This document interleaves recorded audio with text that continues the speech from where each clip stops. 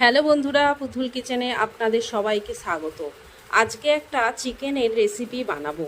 একটু অন্যরকম করে বানিয়েছি, বন্ধুদের দেখার অনুরোধ রইল। চিকেনটাকে ভালো করে পরিষ্কার করে ধুয়ে একটা ঝুড়িতে জল ঝরাতে রেখে দেব। গ্যাসের মধ্যে কড়াই বসিয়ে সর্ষের তেল দিয়ে গোটা গরম মশলা দেব। তারপর জল ঝরানো চিকেনগুলো দিয়ে দেব। এবার চিকেনগুলো একটু ভেজে নেব 2 থেকে 3 মিনিটের মতন। এখানে গ্যাসটা মিডিয়ামে রাখবো। এবার পেঁয়াজ কুচি, টমেটো কুচি দিয়ে নাড়তে থাকবো। তারপর আদা বাটা, রসুন বাটা, গোটা কাঁচা লঙ্কা দিয়ে নেড়ে স্বাদ মতো নুন, লঙ্কা গুঁড়ো, হলুদ গুঁড়ো দিয়ে নেড়ে চাপা দিয়ে দিয়ে মাংসটা কষিয়ে নেব। এদিকে একটা ভাজা মশলা বানাবো।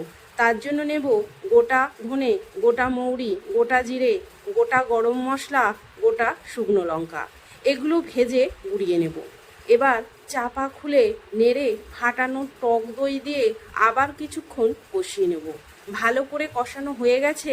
এবার ভাজা মশলাটা দিয়ে নেড়ে অল্প করে জল দিয়ে চাপা দিয়ে দেব 10 মিনিটের মতন।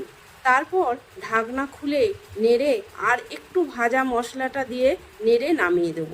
যদি আমার এই রেসিপিটা আপনাদের ভালো লাগে তাহলে লাইক, কমেন্ট ও শেয়ার করে দেবেন। সাবস্ক্রাইব করতে ভুলবেন না। ধন্যবাদ বন্ধুরা।